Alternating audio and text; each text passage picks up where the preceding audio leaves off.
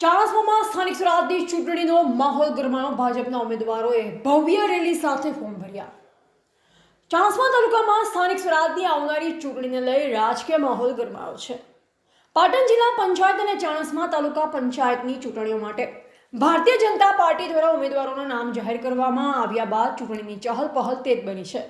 ઉમેદવારી ફોર્મ ભરવાના અંતિમ દિવસે ભાજપના ઉમેદવારો ઉત્સાહભેર રેલી અને સમર્થકોની હાજરીમાં પોતાની ઉમેદવારી નોંધાવી.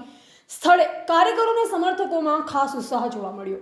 જિલ્લા પંચાયત માટે ભાજપના ઉમેદવારો પાટણ જિલ્લા પંચાયતની વિવિધ બેઠકો માટે ભાજપે મજબૂત ઉમેદવારોને મેદાનમાં ઉતાર્યા છે. જેમાં ધીણોજ બેઠક પરથી ભાવિકભાઈએ ઉમેદવારી નોંધાવી છે, જ્યારે કંબોઈ બેઠક પરથી આશાબેન ચૂંટણી લડી રહ્યા છે. ઉપરાંત વડાવલી બેઠક પરથી ચેતનાબેન પટેલે પણ પોતાના ફોર્મ ભરી ચૂંટણી રણમાં ઝંપલાવ્યું છે. ચાણસ્મા તાલુકા પંચાયત માટે 18 ઉમેદવાર. ચાણસ્મા તાલુકા પંચાયત માટે ભાજપે કુલ 18 ઉમેદવારોના નામ જાહેર કર્યા છે.